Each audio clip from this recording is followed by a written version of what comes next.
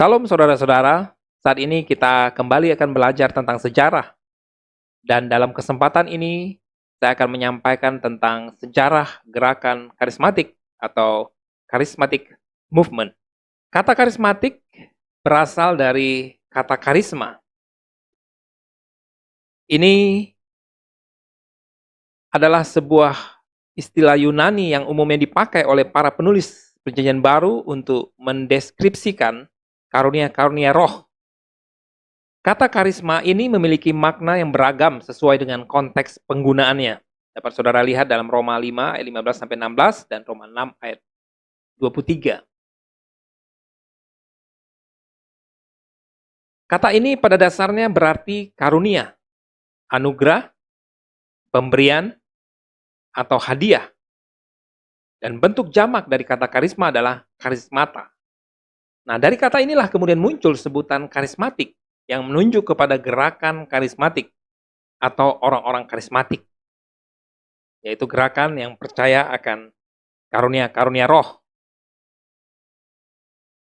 Daftar karunia-karunia rohani atau karismata yang disebutkan dalam ayat-ayat yang dapat saudara lihat dalam Roma 1 ayat 11, Roma 11 ayat 29, Roma 12 ayat 6, 1 Korintus 1 ayat 7, 1 Korintus 7 ayat 7, 1 Korintus 12 ayat 4, ya, ayat 9, 28, 30, dan 31, 2 Korintus 1 ayat 11, 1 Timotius 4 ayat 14, 2 Timotius 1 ayat 6, 1 Petrus 4 ayat 10, oleh para penganut karismatik diakui bukan hanya berlaku bagi gereja masa lalu, tetapi juga untuk gereja masa kini.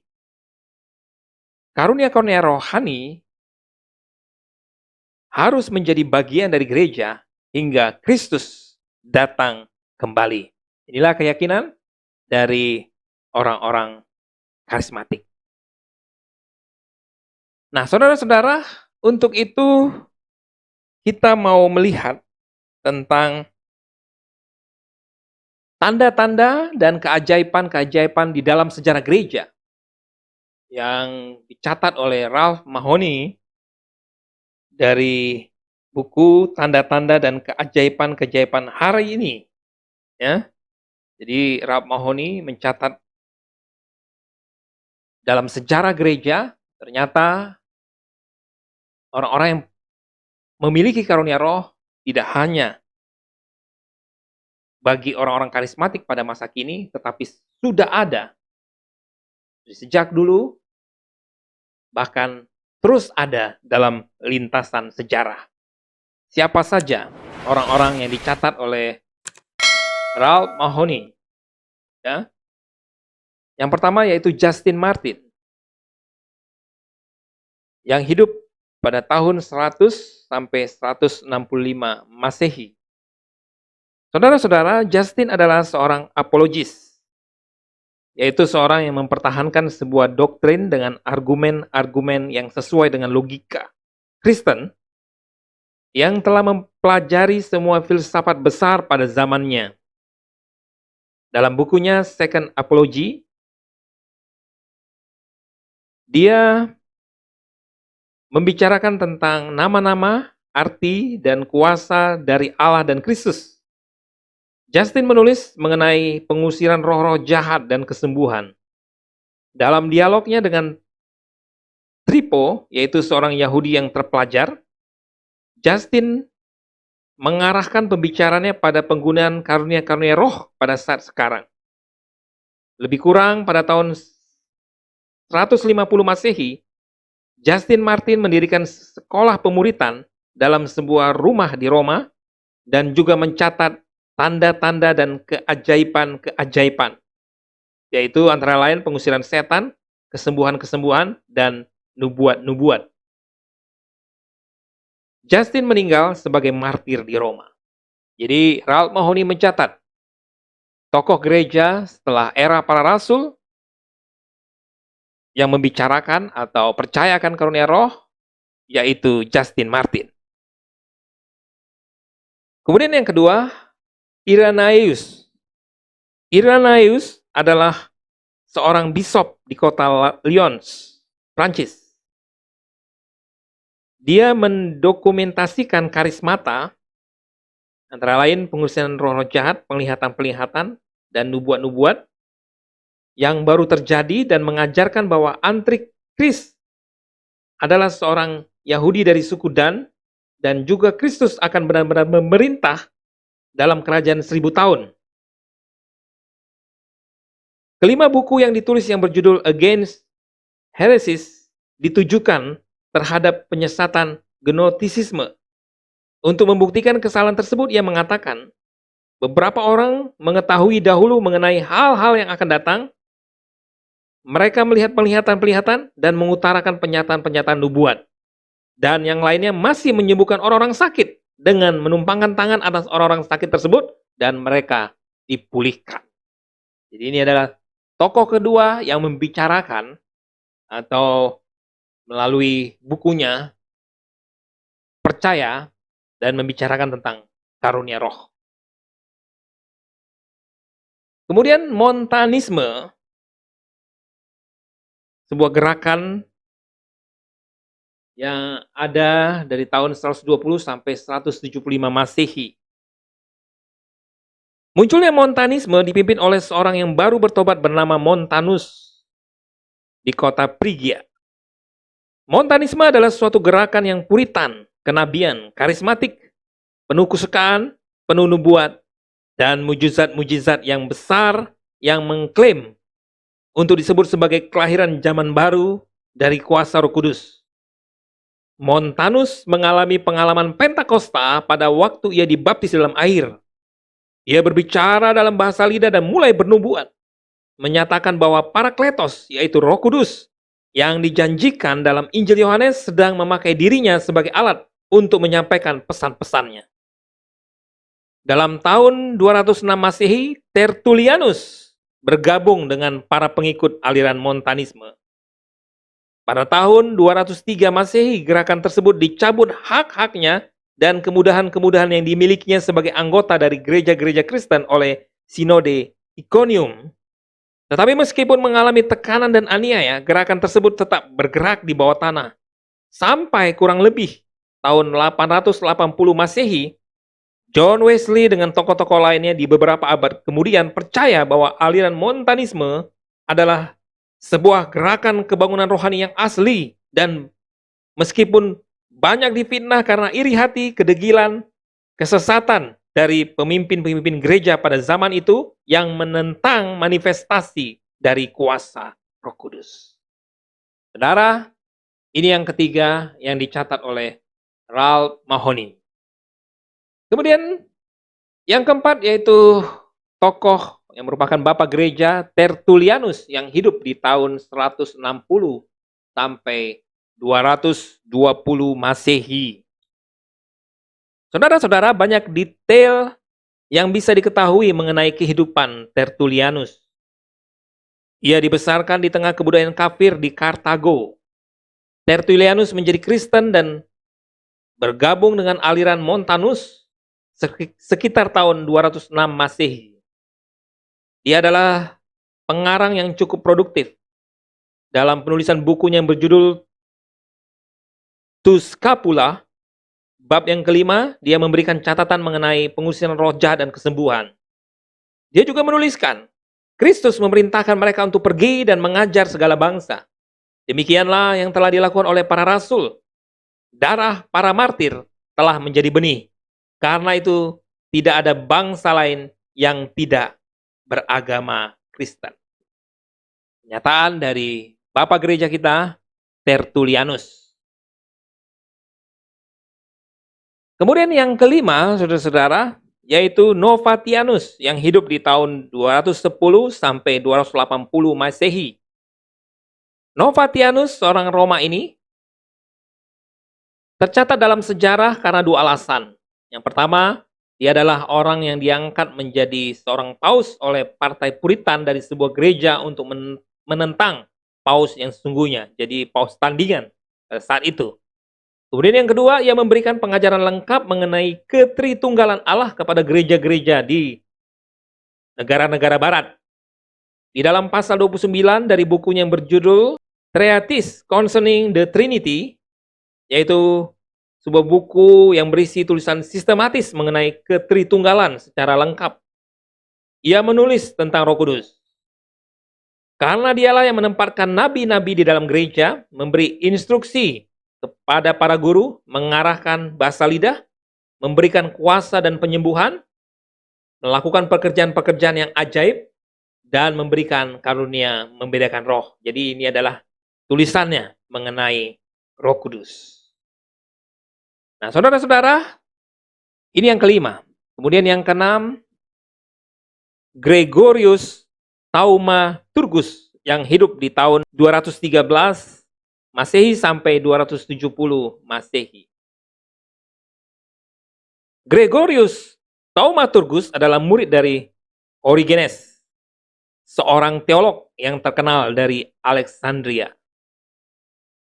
Di bawah pengawasan Origenes, Gregorius menjadi Kristen yang setia beribadah kepada Tuhan. Origenes mendidik muridnya dengan cara mengajukan berbagai pertanyaan dan mengajari Gregorius berpikir secara kritis, menyelidiki filsafat, fisika, dan etika.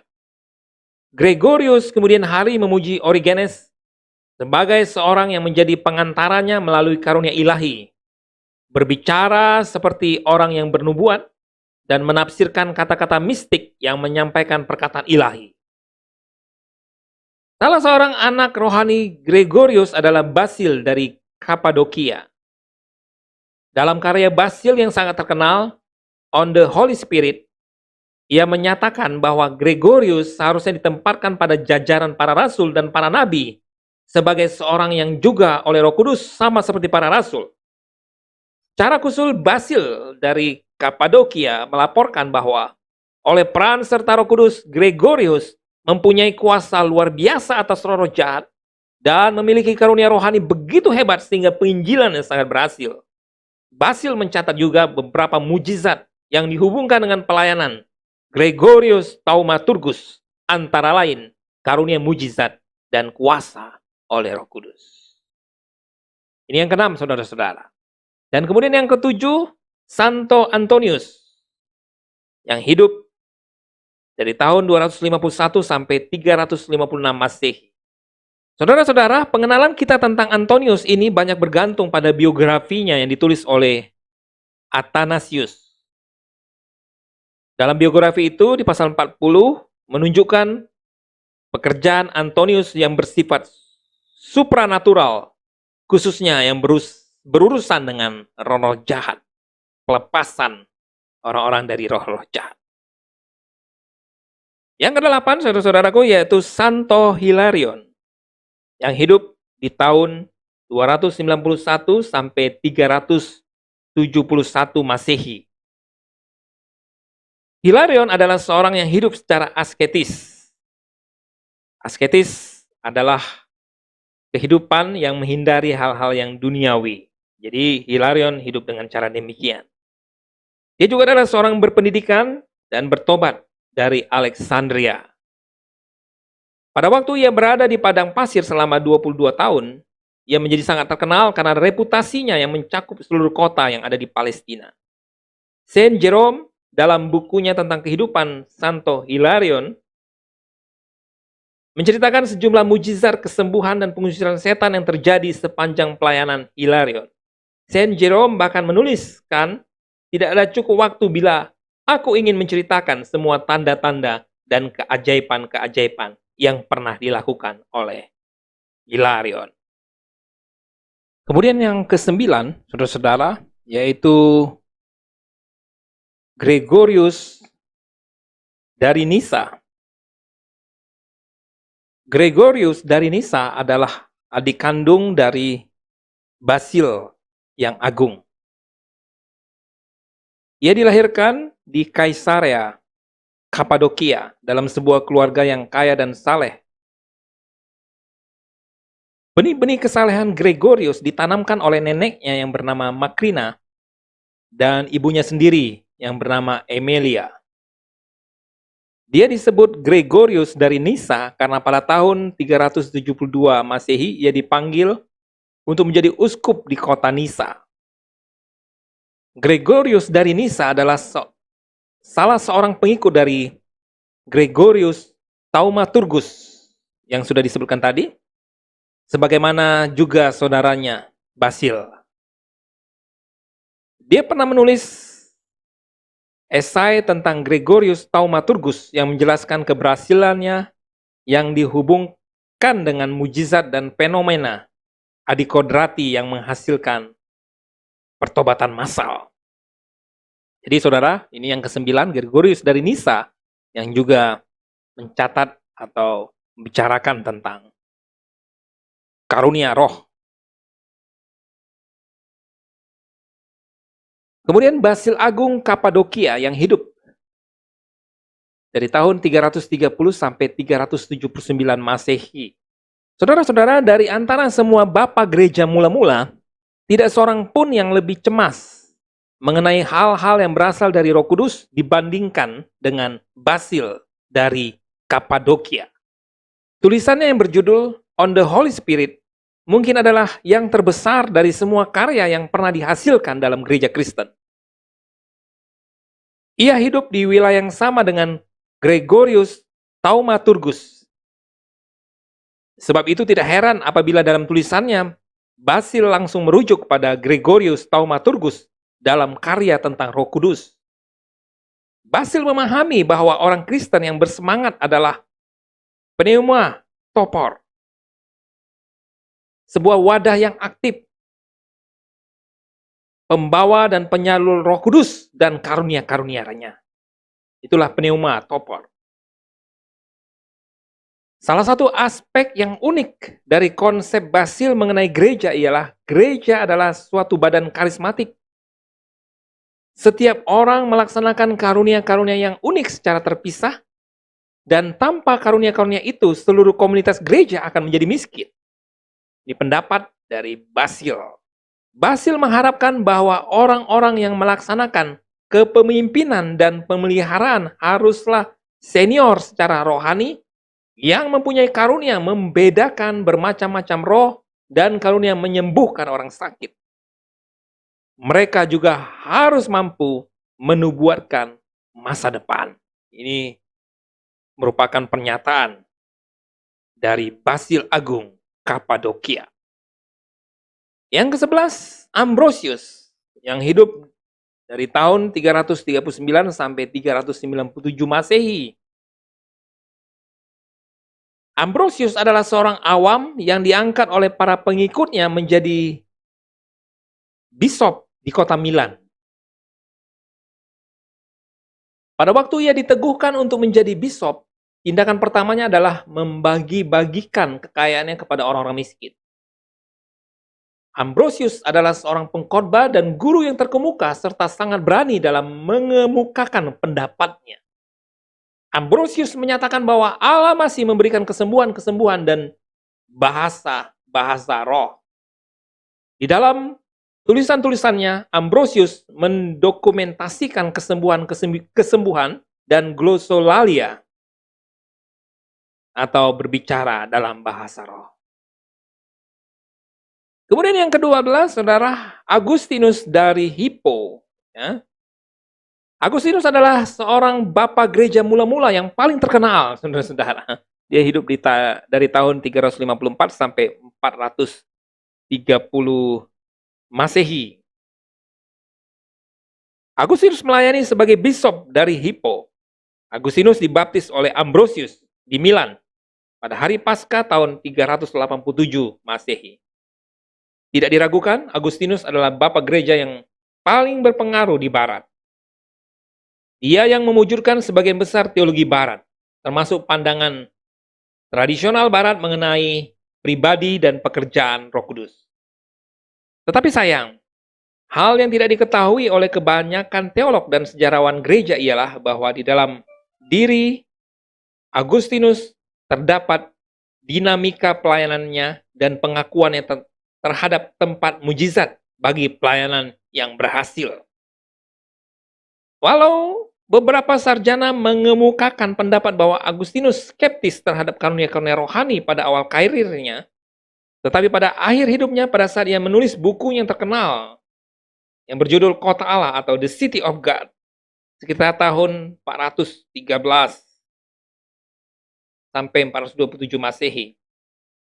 Mujizat-mujizat telah menjadi bagian dari pengalamannya sendiri.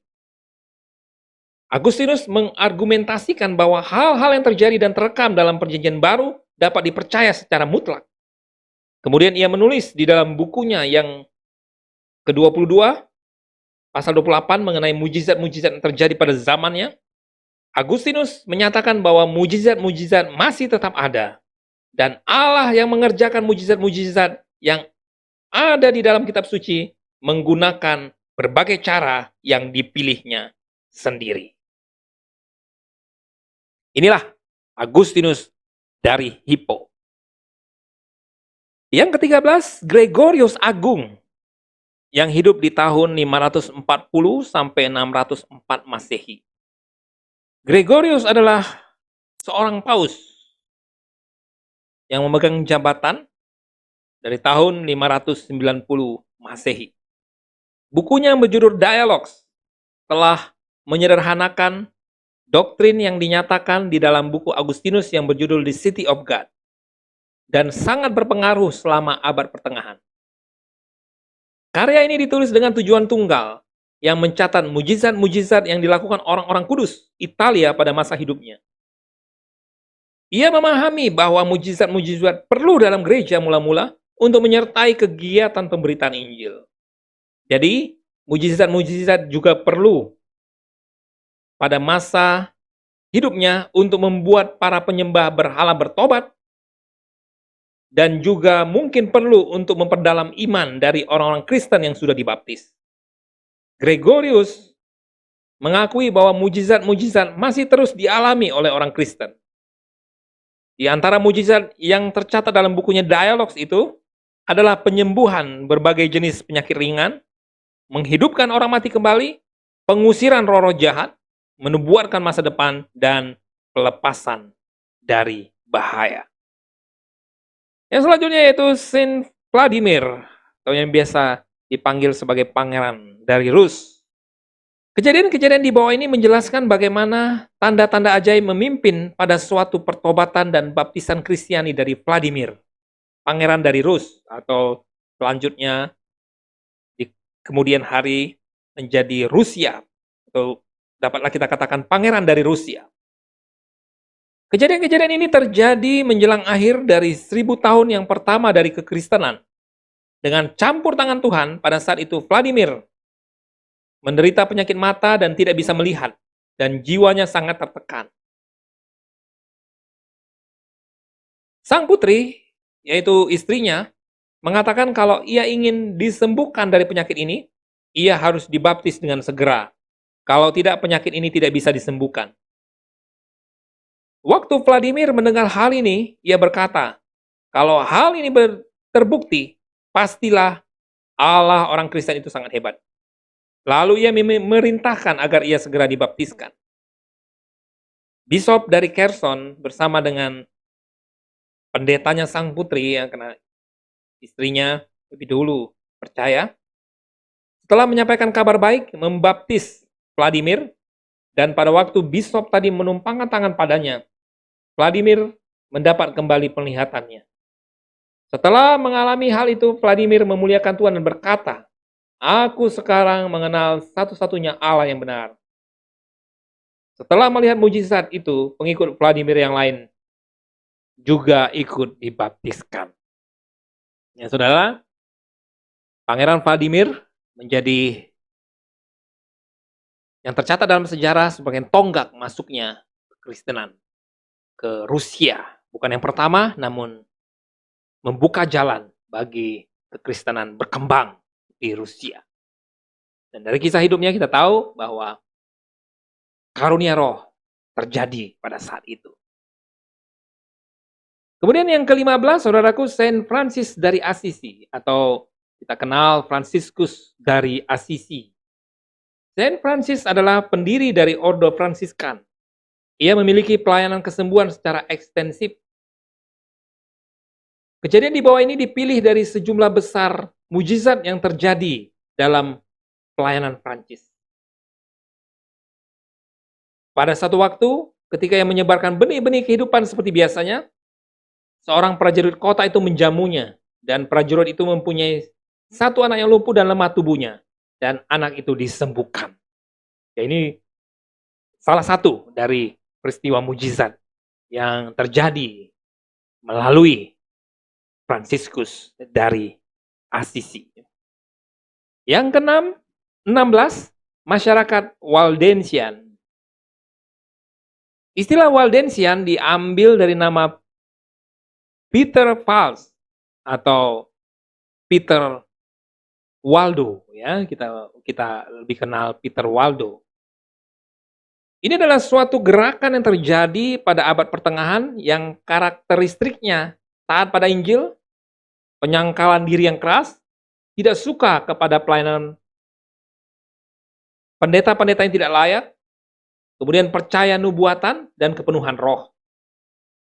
Mengenai urapan bagi yang sakit, mereka menganggap hal tersebut sebagai ujian iman dan mengakui secara jujur dari hati bahwa orang-orang sakit, jika mereka minta, dapat diurapi dengan minyak urapan oleh seorang yang berdoa bersama-sama mereka, sehingga kesembuhan tubuh bisa berjalan efektif, sesuai dengan ajaran yang telah disebutkan oleh para rasul. Dan mereka mengakui bahwa urapan semacam ini yang dilakukan sesuai dengan rancangan dan praktek kerasulan akan menyembuhkan dan memberikan keuntungan. Saudara-saudara, kita tahu bahwa gerakan ini adalah gerakan yang mendahului gerakan reformasi yang dipimpin oleh Martin Luther. Tapi Peter Waldo adalah salah satu orang-orang yang membuka jalan bagi reformasi terjadi di kemudian hari. Kemudian saudara-saudara, yang ke-17 yaitu Vincent Ferrer. Vincent adalah pengkhotbah Dominika yang lahir di Valencia dan dikenal sebagai malaikat penghakiman. Dia berkhotbah di seluruh Eropa hampir selama 20 tahun. The New Catholic Encyclopedia merekam kejadian-kejadian berikut ini. Vincent bertobat dan dari sakit hampir mati. Kemudian di dalam suatu penglihatan ia diutus oleh Tuhan untuk pergi ke seluruh dunia memberitakan Kristus. Setelah setahun lewat, Benedict mengizinkan Vincent pergi. Dalam bulan November 1399 Masehi, mulai dari kota Avignon, ia menghabiskan waktu 20 tahun untuk memberitakan Injil seperti para rasul. Vincent mengunjungi kembali sebuah kota sesuai dengan kehendak Roh Kudus dan sesuai permintaan. Dia mengunjungi tempat-tempat melalui Spanyol, Prancis Selatan, Lombardi, Switzerland, Prancis Utara, dan negara-negara lainnya atau daerah-daerah lainnya. Dengan berani, Vincent memberitakan tentang kebutuhan untuk bertobat dan datangnya penghakiman. Dia jarang tinggal di suatu tempat lebih dari sehari, kecuali orang-orang di daerah itu sudah terlalu lama diabaikan, atau kekafiran mereka masih sangat kuat. Mujizat-mujizat yang terjadi secara alamiah dan penuh kasih karunia selalu menyertai langkah-langkahnya. The Catholic Encyclopedia Dictionary juga mencatat, dikatakan oleh banyak orang bahwa Vincent memiliki karunia bahasa roh. Saudara-saudara ya, jadi ensiklopedia Katolik mencatat demikian. Yang ke-18, Colette dari Corbie. Pada tahun 1410 dia menetapkan sebuah perjanjian di Besançon. Pada tahun 1415 Masehi dia memperkenalkan pembaharuan pada suatu biara, Cordelis Didol. Dan segera sesudah itu ia memperkenalkan pembaharuan hampir di seluruh biara yang ada di Lorraine, Champagne, dan Picardy. Pada tahun 1416 dia mendirikan sebuah rumah bagi ordonya di Poligny, di kaki Gunung Jura, dan sebuah rumah yang lain di Auxonne. Saya amat ingin melihat Colette ajaib ini yang membangkitkan orang karena saya tidak tahu bagaimana harus menjelaskan hal itu kecuali melalui pengalaman. Dicatat oleh Duchess dari Bourbon. Karena pekerjaan-pekerjaan dan mujizat-mujizat dari putri tukang kayu itu sangat terkenal dan telah menjadi pembicaraan semua orang. Ya, jadi saudaraku, Colette dari Corby yang dicatat memiliki pelayanan-pelayanan karunia-karunia roh. Dan yang ke-19 yang mungkin kita tidak sadar, ya, tidak menyangka, yaitu Martin Luther. Ya. Martin Luther adalah seorang doktor teologi dan sebagai profesor di University of Wittenberg. Martin Luther seorang tokoh reformasi generasi pertama yang terkenal dan disegani dari Jerman. Ia adalah seorang pembaharu, nabi, penginjil, pengajar, dan yang memiliki karunia bahasa lidah dan menafsirkan bahasa lidah. Ia juga memiliki karunia-karunia lainnya. Martin Luther, saudara-saudara, ya. Catat di urutan yang ke-19. Yang ke-20, saudaraku, John Calvin. Ya, kita tidak menyangka juga. John Calvin adalah seorang pemimpin reformasi di Swiss. Ia adalah generasi kedua dalam jajaran pelopor dan pemimpin gerakan reformasi pada abad ke-16. Namun perannya sangat besar dalam gereja-gereja reformatoris. Jika Luther adalah seorang profesor rahib, maka Calvin adalah seorang sarjana pengacara. Walaupun Luther dan Calvin tidak pernah bertemu, tetapi Calvin menghormati sang reformator Jerman tersebut dan mengorganisir pemikiran Protestan yang dicetuskan Luther. Calvin sangat bergantung pada Roh Kudus. Bagi Calvin, rahasia terbesar dari kekudusan ialah karya internal dari Roh Kudus. Dan karya terbesar Roh Kudus ialah membawa kita dalam kesatuan dengan Kristus. Dalam karya klasiknya, Institute of the Christian Religion, Calvin banyak berbicara tentang pribadi dan pekerjaan Roh Kudus. Dalam teologinya, Calvin mengusahakan adanya keseimbangan di antara firman Tuhan yang tertulis dan Roh Kudus, serta penekanan akan kebutuhan mutlak orang Kristen akan kuasa Roh Kudus untuk dapat menjalani kehidupan yang benar di dalam Kristus. Tentang bahasa roh, Calvin menuliskan, saat ini ahli-ahli teologi dengan keras menentang mereka. Karena jelas, Roh Kudus di sini meninggikan bahasa roh dengan pujian yang tak henti-hentinya. Kita boleh bersiap-siap mencari tahu roh apa yang sedang menggerakkan para pembaru ini, yang dapat menahan cercaan yang demikian banyak melanda mereka. Namun demikian, Paulus memuji pemakaian bahasa roh. Ia sangat jauh dari keinginan untuk menghancurkan dan membuang bahasa roh itu. Itu adalah catatan dari John Calvin, saudara-saudara. Kemudian yang ke-21, kelompok Huguenot, yang kemudian menjadi organisasi pada tahun di 1559 Masehi. Kelompok Huguenot adalah nama sebutan untuk aliran Calvinis yang ada di Prancis. Henry Bate menulis dalam buku Kaum Huguenot tentang beberapa peristiwa yang terjadi dalam kelompok religius ini sebagai berikut. Orang sinting yang malang ini, katanya, kata Henry Bate, percaya bahwa mereka sungguh-sungguh diilhami oleh Roh Kudus. Mereka bernubuat tanpa direncanakan, tanpa maksud jahat, dan dengan sedikit persiapan, mereka selalu dengan beraninya mengatakan tempat, hari, dan orang yang mereka katakan dalam nubuatan-nubuatan mereka. Saudara, ini catatan mengenai kelompok Huguenot. Yang ke-22, Valentine Greatlakes. Tentang Valentine Greatlakes, David Robertson menulis dalam artikelnya yang berjudul Kisah Penyembuhan oleh Iman tentang seorang Irlandia bernama Greatlake. Valentine Greatlakes adalah seorang Protestan yang tinggal di Irlandia dan melarikan diri ke Inggris tahun 1641 pada saat pecah perang, yaitu pemberontakan Irlandia. Selama beberapa saat ia melayani di bawah Cromwell. Pada tahun 1661 setelah masa kesulitan, ia menjadi yakin bahwa Allah telah memberinya kuasa untuk menyembuhkan penyakit scrofula.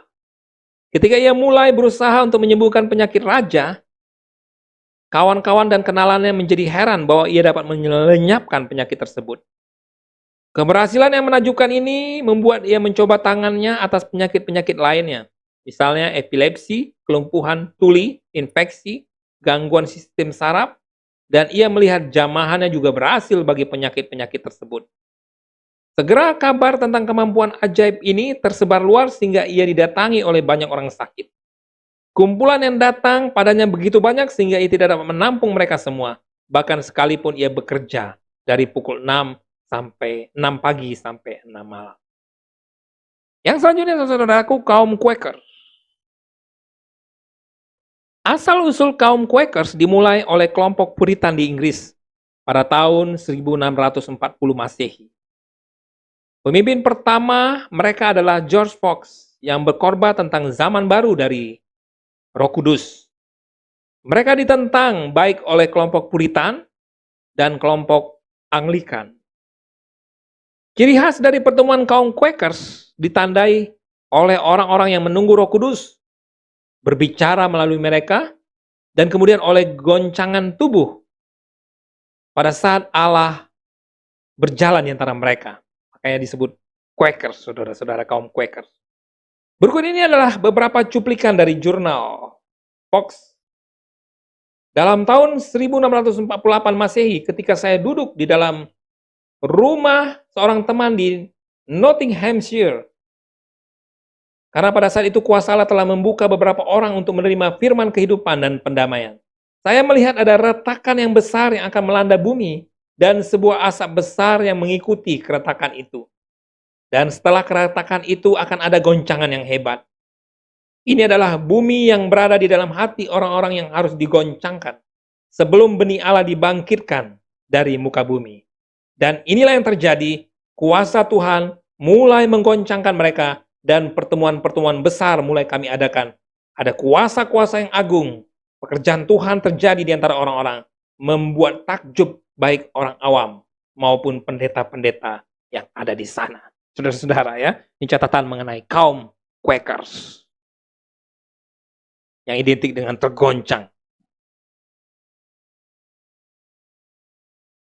Yang selanjutnya saudaraku, kelompok Moravian. Count van Zinzendorf mendirikan kota perlindungan dekat Dresden, Jerman yang disebut dengan Herrnhut. Orang-orang Kristen yang teraniaya datang dari seluruh Eropa untuk menjadikan rumah mereka. Pada musim panas tahun 1727 Masehi terjadi kunjungan khusus dari Roh Kudus yang datang pada desa itu. Dari sini dimulailah persekutuan doa yang tanpa batas.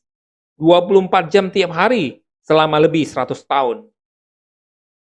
Ketika memimpin kebaktian sore di Herrnhut pada tanggal 10 Agustus, Rote begitu diliputi hadirat Allah sehingga ia tiarap ke tanah. Seluruh sidang mengikuti sikap gembalanya dan mereka tetap bersama hingga tengah malam, memuji Allah dan saling berjanji. Dengan banyak kelinangan air mata dan menaikkan doa ucapan syukur dengan sungguh-sungguh untuk tetap tinggal bersama dalam kasih dan kesatuan.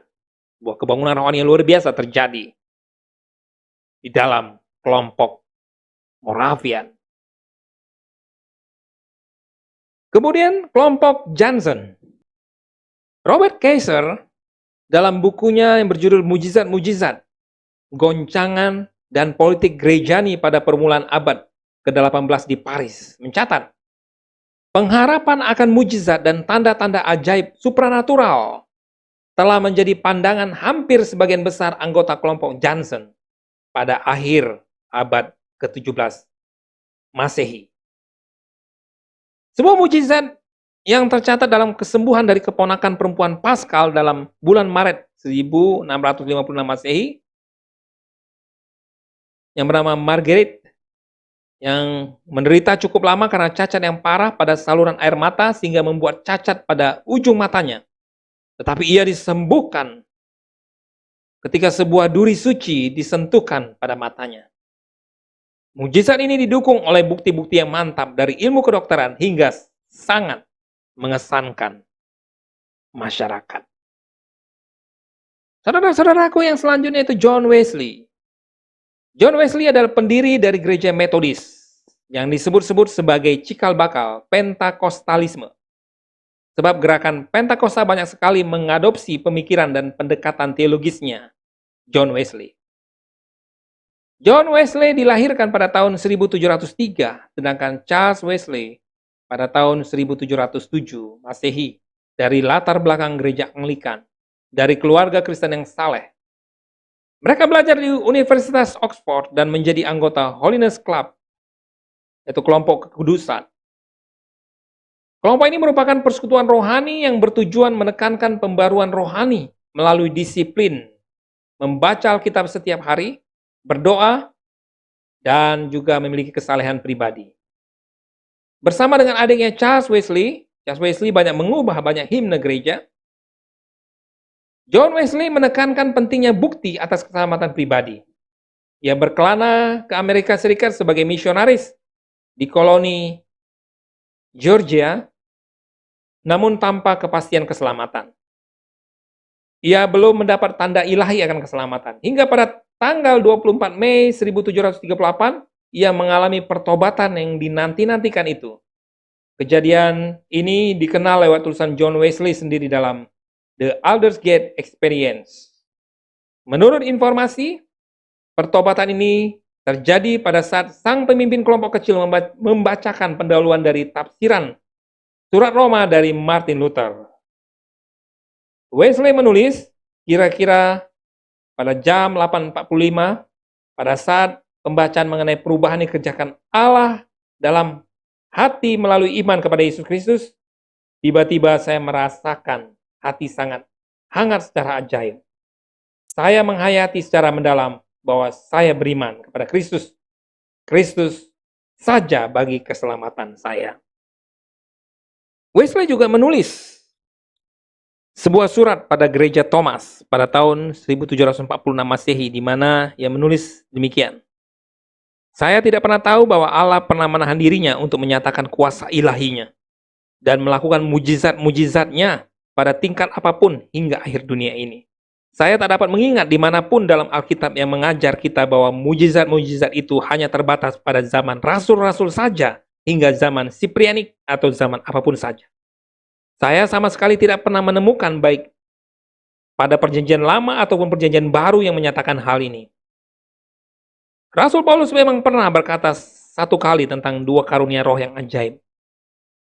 Maka saya rasa tentu tujuannya dapat dimengerti. Nubuat ataupun bahasa lidah akan berhenti. Namun, Rasul Paulus tidak mengatakan bahwa karunia ataupun mujizat-mujizat itu akan berhenti sebelum mereka semua ditelan dalam visi Allah. Saudara-saudara, inilah catatan tentang tulisan John Wesley. Kemudian yang selanjutnya yaitu kelompok Baptis.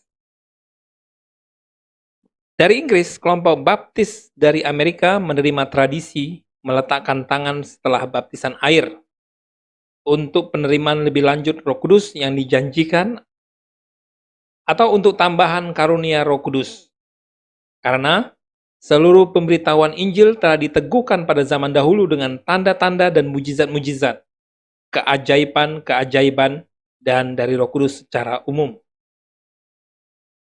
Sejarawan Gereja Baptis Edward Hiscox menunjuk pada catatan-catatan awal dari Asosiasi Philadelphia di mana ada indikasi bahwa bermacam-macam karunia Roh Kudus telah bekerja dalam gereja-gereja di tempat tersebut sekitar tahun 1743 Masehi. Demikian catatannya, Saudara. Kemudian yang selanjutnya, gerakan kekudusan, Holiness Movement. Jembatan Metodisme yang lahir pada abad 18 Masehi dan Pentakostal pada abad ke-20 Masehi adalah gerakan kekudusan yang berkembang di Amerika dan Inggris, namun juga berkembang di Jerman bahkan sampai Afrika Selatan. Sebagian pemeluknya berasal dari Metodis, tetapi sebagian lagi berasal juga dari Presbyterian dan Calvinis. Salah satu teolog Reform Calvinis yang masuk ke dalam gerakan ini adalah pengkhotbah bernama Jonathan Edwards dan George Whitefield. Namun di Amerika juga persekutuan kekudusan kebanyakan bersifat metodis. Salah satunya dipimpin oleh seorang pengkhotbah kebangunan rohani, Charles G. Finney. Ia menekankan kemampuan manusia untuk mengadakan kebangunan rohani di gereja. Ia membangun sistem doktrin yang disebut sebagai gerakan keselamatan, yang dicirikan oleh keharusan memiliki pengalaman yang lebih dalam dari seseorang yang telah menerima keselamatan, yaitu baptisan di dalam Roh Kudus. Finney menyebut sebagai suatu perasaan seperti gelombang-gelombang listrik yang berjalan melalui Anda bagaikan gelombang-gelombang kasih yang memecah. Gerakan kekudusan atau Holiness Movement adalah pembuka jalan bagi gerakan Pentakosta.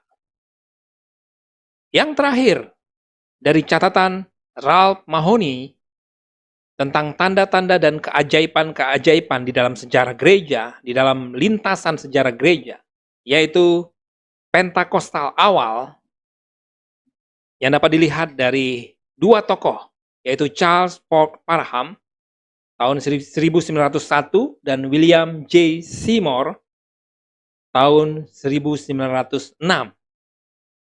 Kita harus menyebut dua nama ini, Charles Fort Parham, William J. Seymour, sebagai para pelopor gerakan Pentakostal awal atau Pentakosta klasik. Keduanya dari latar belakang gerakan kekudusan dan dipengaruhi oleh teologi Arminian. Di awal tahun 1900 Masehi, Parham membuka Bethel Bible School of Topeka di Kansas.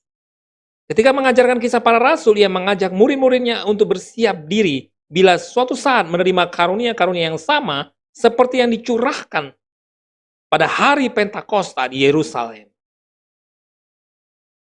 Dampak pengajaran ini sangat hebat. Pengajaran ditambah dengan doa-doa yang bersemangat, penuh antusias, dan mereka tahan berdoa berjam-jam, ditambah dengan berpuasa. Mereka sungguh-sungguh menantikan karunia Pentakosta. Hingga pada pergantian tahun, 1 Januari 901 Masehi, salah satu murid Parham yang bernama Agnes Osman berbicara dalam bahasa lidah ketika Parham berdoa dan menumpangkan tangan, lalu diikuti oleh murid-murid lainnya dan akhirnya oleh Parham sendiri.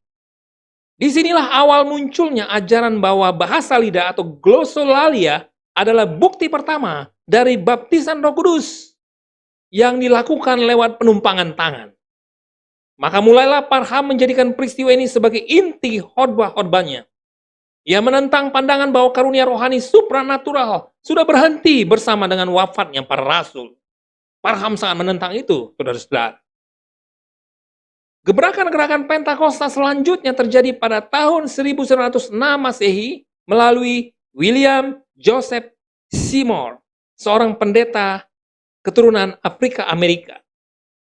Ia adalah mantan murid Parham dan mendengar pengajaran hanya dari luar ruang kelas karena alasan ras pada saat itu ya. Tidak puas dengan pengajaran Parham, maka Seymour memutuskan untuk mandiri. Ia menggunakan bangunan di Jalan Azusa di Los Angeles dan organisasinya terkenal dengan nama Azusa Street Mission.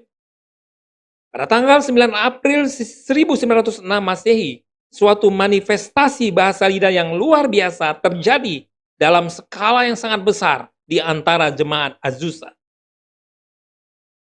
Karena pertumbuhan yang sangat cepat, maka mereka pindah ke jalan Azusa nomor 312 dengan menempati gereja Metodis tua yang sudah tidak terpakai. Seymour segera menerbitkan surat kabar Apostolic Faith untuk menyebarkan ajaran bahasa lidah. Namun sayangnya, kejayaan itu tidak berlangsung lama. Parham dan Seymour saling menuduh bahwa mereka menjadi alat iblis. Dalam pertemuan Azusa itu ternyata yang datang tidak hanya orang Kristen, tapi juga dihadiri oleh kaum spiritualis, hipnotisi, dan orang-orang yang suka hal-hal gaib. Dan karena tumpukan masalah yang terjadi pada aras kepemimpinan, kejayaan misi Azusa makin redup. Pada tahun 1923, Azusa diambil alih oleh berbagai badan misi Pentakosta dan akhirnya terbagi menjadi beberapa gereja. Church of God in Christ, Assemblies of God, United Pentecostal Church, dan Pentecostal Church of God. Dan saudara, untuk lebih jelas kisah Gerakan Pentakosta dapat dilihat di video sejarah gerakan Pentakosta. Nah, saudara-saudaraku yang terkasih, inilah tanda-tanda dan keajaiban-keajaiban dalam lintasan sejarah yang dicatat oleh Ralph Mahoney. Dari gereja mula-mula, dari bapak-bapak gereja, sampai gerakan Pentakosta. Yang saya masukkan sebelum kita masuk kepada sejarah gerakan karismatik. Baik, saudara-saudaraku, inilah pandangan umum tentang gerakan Pentakosta.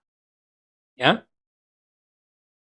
Selama 6 dekade, tahun 1901 sampai 1960, orang-orang Pentakosta dianggap berada di luar jalur kekristenan yang umum di Amerika Serikat.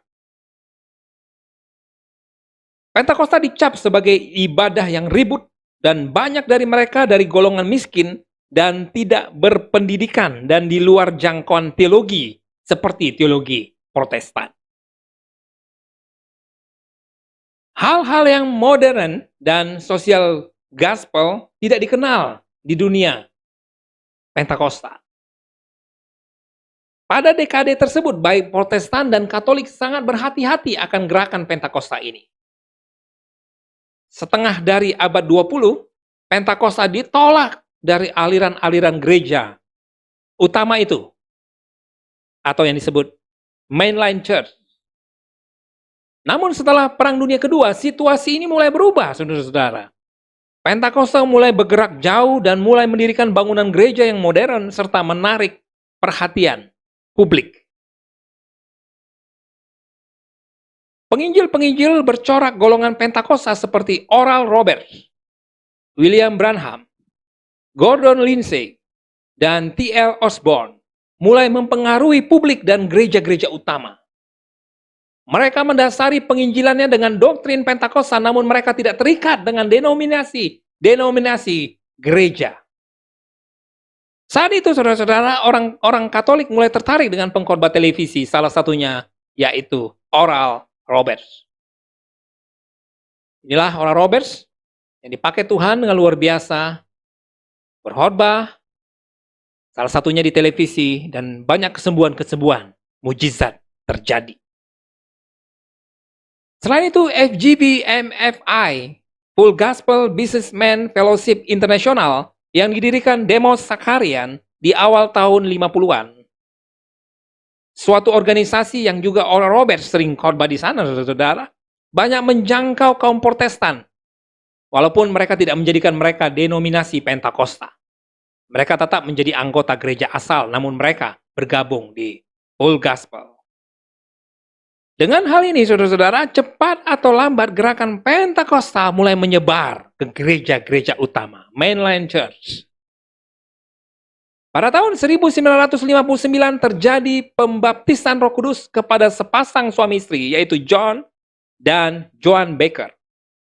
Pada awal tahun 1960, mulailah setiap aliran Protestan seperti Baptis, Lutheran, Mennonites, Methodist, Presbyterian menerima baptisan Roh Kudus. Jadi lawatan Allah masuk ke gereja-gereja mainline church. Disusul mulai tahun 1967 sampai 1977 terjadi kegerakan di dalam tubuh gereja-gereja Roma Katolik.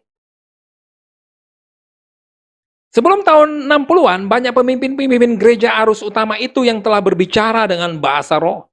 Misalnya Tommy Tyson dari Methodist, Richard Winkler dari Episkopal, Harold Bredesen dari Lutheran, dan beberapa lagi meskipun mereka mendapat kecaman keras dari denominasinya atau gerejanya. Namun kemudian Dennis Bennett lah yang pertama kali mempelopori gerakan karismatik ini. Gerakan ini disebut juga Neo-Pentakostal atau New Pentakostal, suatu sebutan dari Donald G. Gerakan ini Sebenarnya mirip dengan gerakan Pentakosta, hanya saja penekanan kepada bahasa roh dan karunia roh amat kuat. Dan kemudian justru berkembang ke gereja-gereja arus utama.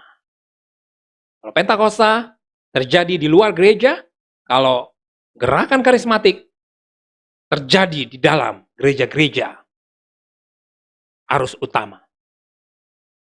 Nah, saudara-saudara, kita akan melihat satu persatu, baik tokoh-tokoh maupun gereja-gereja arus utama yang mendapat lawatan Roh Kudus. Yang pertama kita lihat Dennis Bennett dan gereja episkopal. Pada bulan November 1959, Dennis Bennett, seorang rektor dari Saint Mark Episcopal Church di Van Nuys, California, berlutut bersama-sama rekan-rekannya dan mulai berbahasa roh.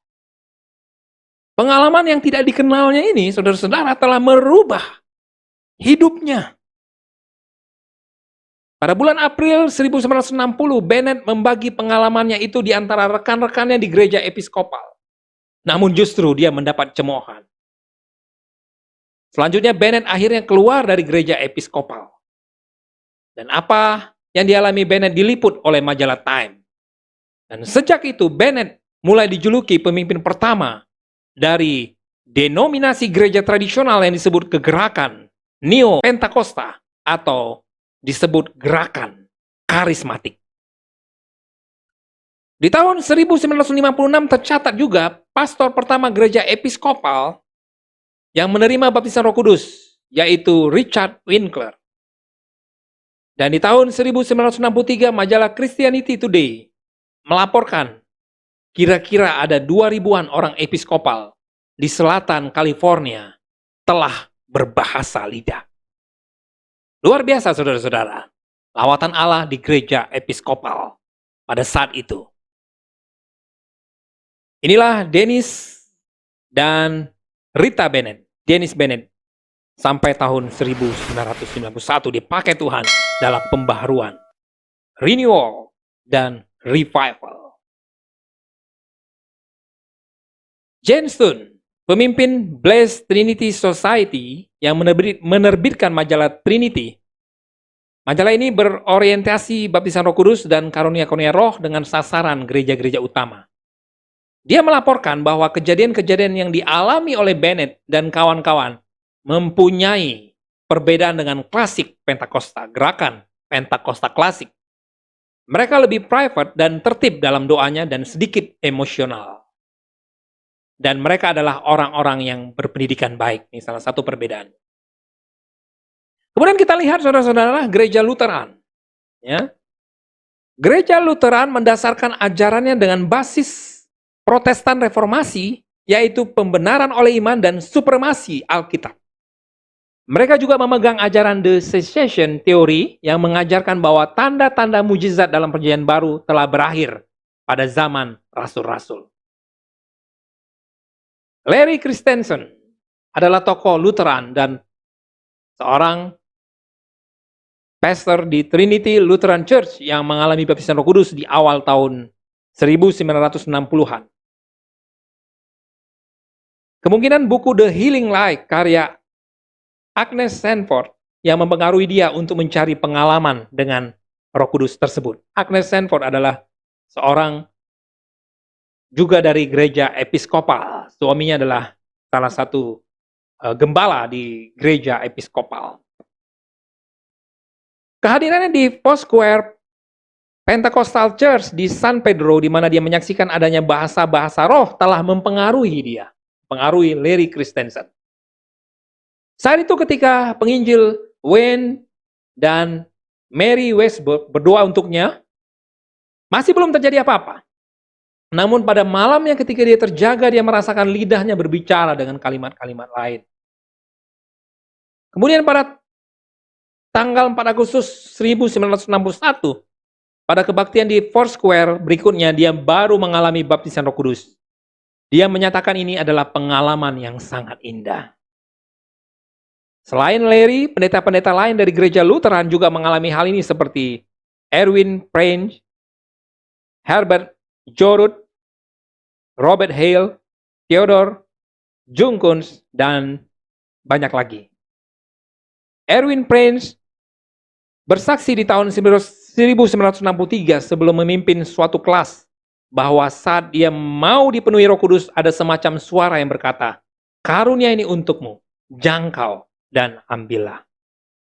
Pada saat itu Erwin Prince bersaksi berkata, "Saya mulai membuka mulut dan suatu bahasa-bahasa asing masuk dan tubuh saya mulai merasakannya." Ketika dia mulai mengajar di kelas itu, dia berbicara kira-kira 10 menit dengan bahasa lain. Baik dia dan pendengar-pendengarnya tidak mengerti akan bahasa itu. Pendeta Herbert Jorut juga mengalami kejadian ini dengan resiko dia dituduh sesat oleh rekan-rekan pendeta lainnya. Pada bulan Maret 1962 ada kira-kira 70 orang Lutheran di Washington yang telah mengalami baptisan Roh Kudus. Di tahun 1963, ALC atau American Lutheran Church membentuk sebuah komisi yang terdiri dari psikolog, ahli jiwa, dan teolog-teolog perjanjian baru untuk mengadakan investigasi kepada orang-orang yang berglosolalia dalam gerejanya. Di San Pedro, komisi ini mengadakan pemeriksaan kepada Larry dan 32 anggotanya. Meskipun mereka mengatakan dalam bentuk suatu dugaan bahwa suatu fenomena itu adalah ketidakstabilan emosi dan suatu peristiwa yang hanya singkat saja. Laporan ini dipublikasikan dalam buku berjudul Psychology of Speaking of Tongues, karya John Kildall. Pada tahun 1972, Paul Qualben, seorang ahli jiwa yang terlibat dalam komisi itu, menuturkan dalam sebuah seminar bahwa kedua dugaan tersebut adalah salah dan orang-orang yang kami wawancarai itu hidup dalam kehidupan yang normal dalam gerejanya, dan sekarang 10 tahun kemudian kegerakan itu masih bertumbuh. Catatan dari Paul Qualben.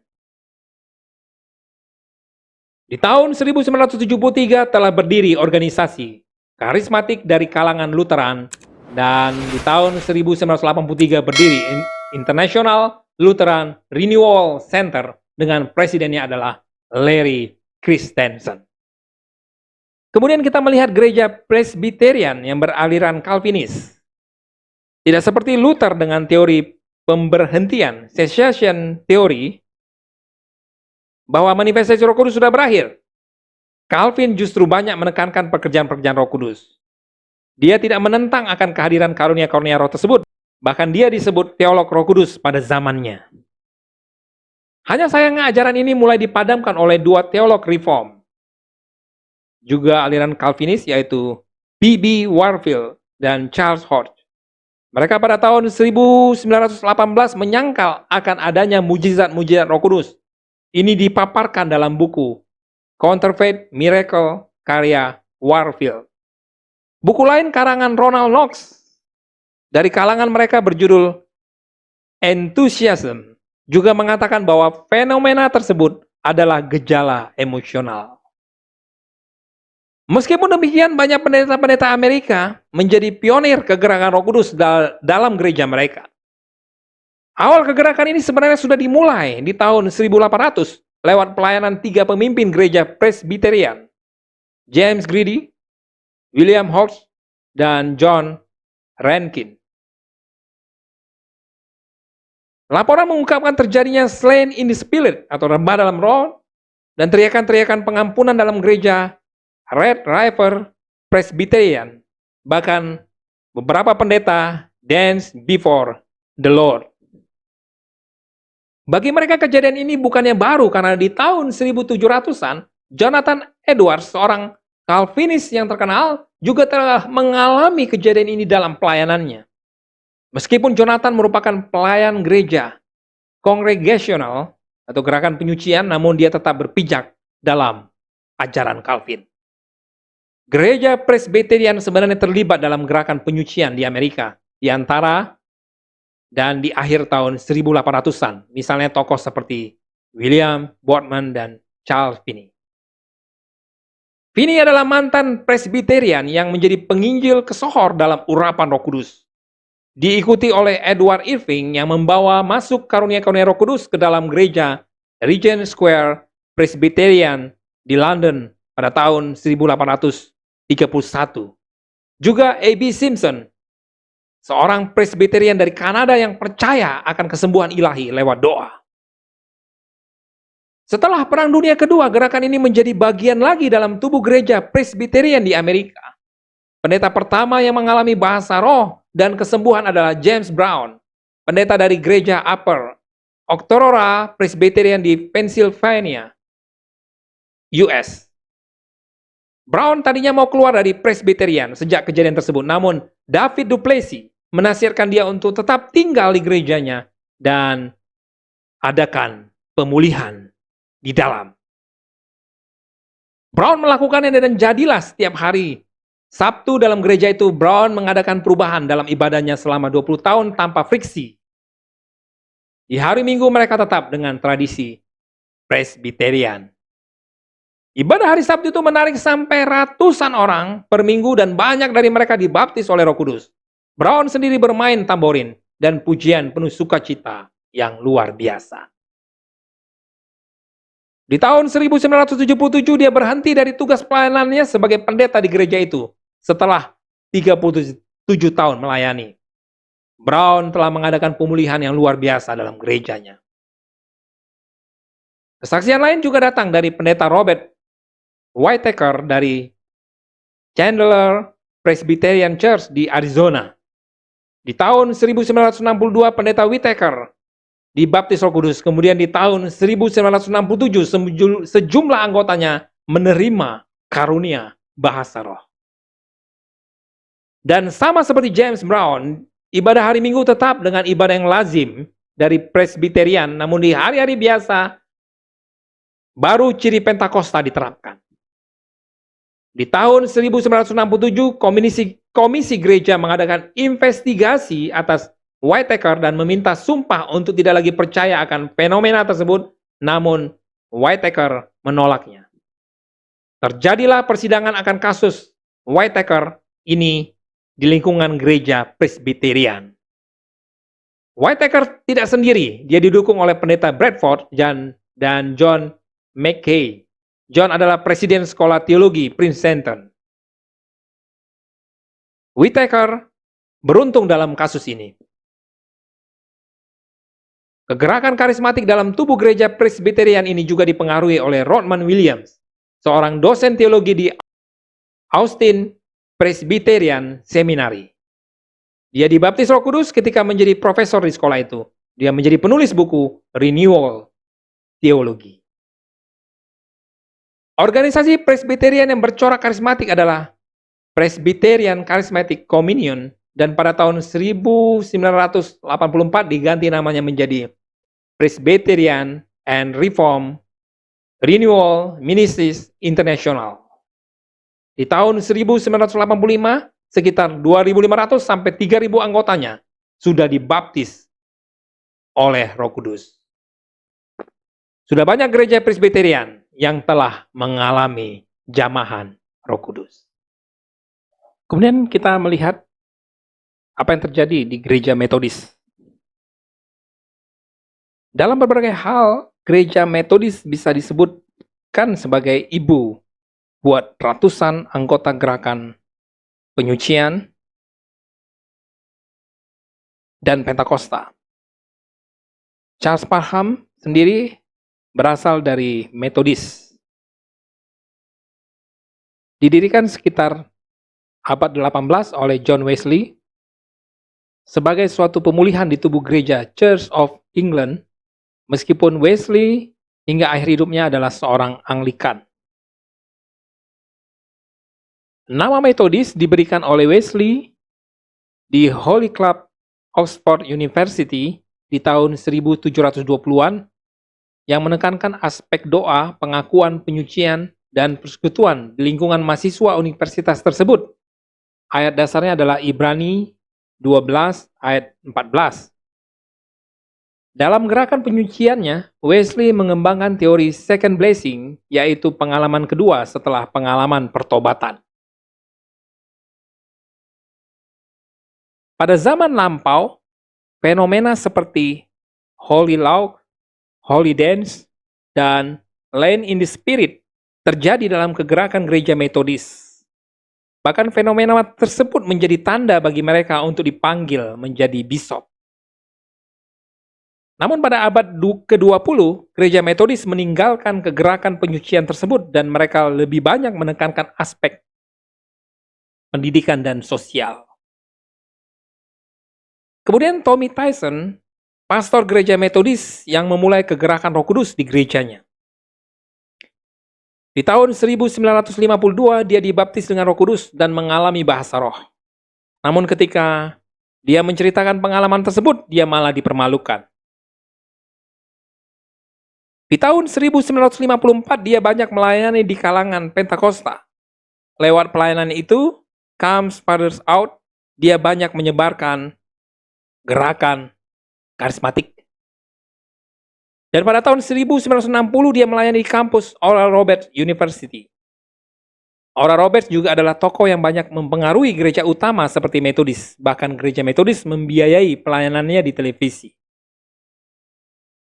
Di tahun 1968, Roberts yang lahir sebagai orang Pentakosta bergabung dengan United Methodist Church. Dia diterima sebagai pengkhotbah lokal walaupun dia tetap memegang ajaran Pentakostanya. Setelah ini, kampusnya Oral Roberts University menjadi pusat training bagi pelayan-pelayan Metodis. Organisasi karismatik untuk Metodis adalah United Methodist Renewal Fellowship, berdiri di tahun 1977. Diperkirakan sekitar 1,7 juta orang Metodis Amerika adalah penganut gerakan karismatik. Namun mereka tetap berjemaat pada gereja utamanya. Kemudian kita melihat gereja-gereja utama lainnya.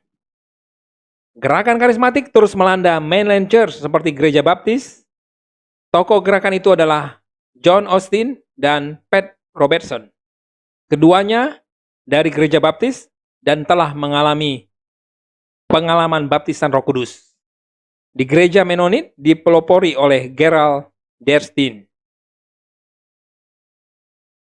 Gerakan karismatik bukan saja berhasil memengaruhi gereja arus utama, tetapi juga dapat menembus gereja Ortodoks Timur. Beberapa kaum pembaruan karismatik di gereja Ortodoks diantaranya adalah Eusebius Stephanou dari Keuskupan Agung Ortodoks Yunani, Amerika Serikat, yang merupakan pendiri Persaudaraan Teolog Baru Santo Simeon. Kemudian Boris Zabrodsky, yang berasal dari gereja Ortodoks Ukraina di Amerika, pendiri Komite Pelayanan Pembaruan Spiritual Ortodoks, yang menerbitkan koran Theosis. Dan kita melihat juga gereja Katolik Roma. Apa yang terjadi di sana, saudara-saudara? Sabtu 18 Februari 1967 adalah hari bersejarah di mana Allah Roh Kudus melawat gereja Roma Katolik. Sore hari itu di sebuah retreat kelompok Roma Katolik di kawasan Pittsburgh, Roh Kudus tercurah. Sebenarnya tidak ada rencana mengadakan retreat. Itu hanya sekedar perayaan ulang tahun buat seseorang di akhir minggu. Tapi dalam banyak cara, Allah memimpin 25 orang Katolik tersebut. Kebanyakan mahasiswa Duquesne University mengalami kuasa Roh Kudus. Sebagian tertawa, berteriak, dan berbicara bahasa roh. Mereka berdoa dan bernyanyi sampai pagi harinya. Itulah kelahiran gerakan karismatik di kalangan gereja Roma Katolik. Patty Gallagher Mansfield, satu dari sekian mahasiswa tersebut, bersaksi. Malam itu, Tuhan membawa sebuah kelompok ke kapel universitas. Para guru kemudian menumpangkan tangan ke murid-murid, tetapi banyak di antara kami mengalami baptisan Roh Kudus sambil berlutut. Beberapa dari kita berbicara dalam bahasa lidah. Ada yang bernubuat dan mendapat hikmat. Tetapi karunia yang sungguh besar adalah kasih. Kami diikat oleh kasih. Murid yang lain, David Mengen, menuturkan bahwa perasaan kasih itu tidak dapat digambarkan. Kejadian pertama kepenuhan Roh Kudus di Universitas Duquesne adalah yang pertama buat gereja Katolik. Kejadian itu disebut Duquesne Weekend dan merupakan ketajaman akan gerakan karismatik. Mulai tahun 1967 dan dimulai dari kalangan mahasiswa. Gerakan ini meluas ke Universitas Notre Dame dengan tokohnya adalah Kevin Ranagan dan Universitas State Michigan.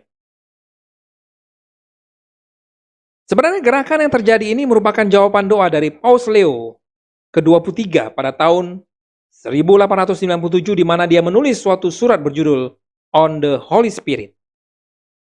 Dan selanjutnya perkembangan gerakan karismatik di kalangan gereja Katolik ini diperluas lagi ke seluruh dunia berkat dukungan Demos Sakarian dari FGB MFI atau Full Gospel. Kardinal Katolik yang juga mendukung gerakan ini seperti Swenens dan Paul Cordes. Mereka lah yang memasukkan gerakan Katolik karismatik ke dalam struktur Gereja Vatikan. Dibanding dengan Protestan, lebih mudah pemimpin-pemimpin Katolik menerima bahasa-bahasa roh berikut karunia-Nya. Kemudian saudara-saudara, saya juga memasukkan sejarah Charismatic Worship Service atau CWS yang merupakan pioner gerakan karismatik di Indonesia. Bagaimana kisahnya? Saudara-saudara, CWS dimulai pada bulan November 1974 oleh Mr. Carl Kirshner, seorang awam yang bekerja sebagai staf di Kedutaan Besar Amerika di Jakarta. Sebagai seorang yang berkebangsaan Amerika dan di bawah hukum di Indonesia, Mr. Carl Kirshner tidak dapat memulai gereja sebagai sebuah institusi, tetapi ia dapat memulai suatu pelayanan ibadah. Ia memiliki visi untuk sebuah pelayanan kebaktian yang karismatik dengan berbahasa Inggris dan tujuannya untuk melayani komunitas internasional, dan kemudian nama CWS, Charismatic Worship Service, lahir. Menurut Pastor Swandoko Roslim, gembala CWS yang selanjutnya, bahwa Reverend Carl Kirshner yang menjadi gembala pertama CWS selalu menegaskan bahwa CWS didirikan oleh Roh Kudus dan dia tidak pernah berhenti bekerja di dalam pelayanan CWS. Kesaksian dari Reverend Carl Kirshner bahwa ada sebuah persekutuan doa yang tidak dikenal di New Zealand, digerakkan Tuhan untuk mulai mendoakan lahirnya sebuah gereja baru berbahasa Inggris di Jakarta. Ini terjadi 3 bulan sebelum CWS dimulai. Dan pada saat kebaktian perdana akan dimulai, CWS tidak mempunyai dana untuk membayar kontrak sewa ruangan di hotel. Tuhan berbicara lagi kepada persekutuan doa itu untuk mengumpulkan persembahan bagi gereja baru tersebut. Kemudian Reverend James Anderson menerima kiriman dana itu dan menyerahkan kepada Carl Kirshner. Dengan dana tersebut, biaya kontrak untuk 1 tahun dapat dilunasi oleh tangan Tuhan yang bekerja. Pastor Swandoko berkata, Tuhan sungguh ajaib dalam karyanya. Kuasa Roh Kudus melahirkan CWS. Inilah warisan yang harus diteruskan kepada generasi-generasi CWS sampai Tuhan Yesus datang kembali. Sesuai dengan landasan ayat kita dari Zakaria 4 ayat 6, bukan dengan keperkasaan dan bukan dengan kekuatan, melainkan dengan Rohku, firman Tuhan semesta alam. Inilah tugas kita semua yang hidup dalam zaman ini. Hubungan CWS dengan GSJ, selain karena pelayanan yang menitik beratkan pada karunia Roh Kudus, juga karena model kepemimpinan dan juga jemaat CWS yang bersifat interdenominasional dari berbagai gereja dan tidak menjadi sebuah gereja pada saat itu, mempertegas CWS sebagai representasi gerakan karismatik di Indonesia. Namun, dikarenakan melakukan pelayanan ibadah secara reguler, tanpa dinaungi oleh sebuah badan gereja sangat dilarang di Indonesia, dan juga karena Mr. Carl Kirshner berafiliasi dengan Assemblies of God di Amerika Serikat, maka setelah konsultasi dengan misionaris-misionaris lainnya yang ada di Indonesia, dan juga dengan pemimpin dari gereja GSJA di Indonesia, diputuskan bahwa CWS disponsori oleh GSJA di Indonesia.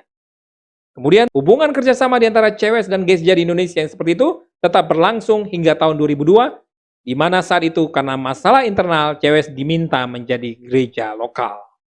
Permintaan tersebut dikabulkan oleh Majelis Pusat GSJA dan sejak saat itu bentuk hubungan yang baru dimulai, tetapi karakter CWS yang karismatik dan interdenominasional tetap dipertahankan. Saudara-saudara yang terkasih, inilah sejarah gerakan karismatik yang dapat saya sampaikan. Dan saya ambil bahan presentasi ini dari kelima sumber berikut ini. Kiranya pelajaran sejarah ini dapat menambah wawasan saudara-saudara sekalian dan dapat mengobarkan api kebangunan rohani seperti yang kita lihat oleh para tokoh gerakan karismatik baik di dunia maupun di Indonesia. Puji Tuhan, kiranya Tuhan Yesus memberkati kita semua.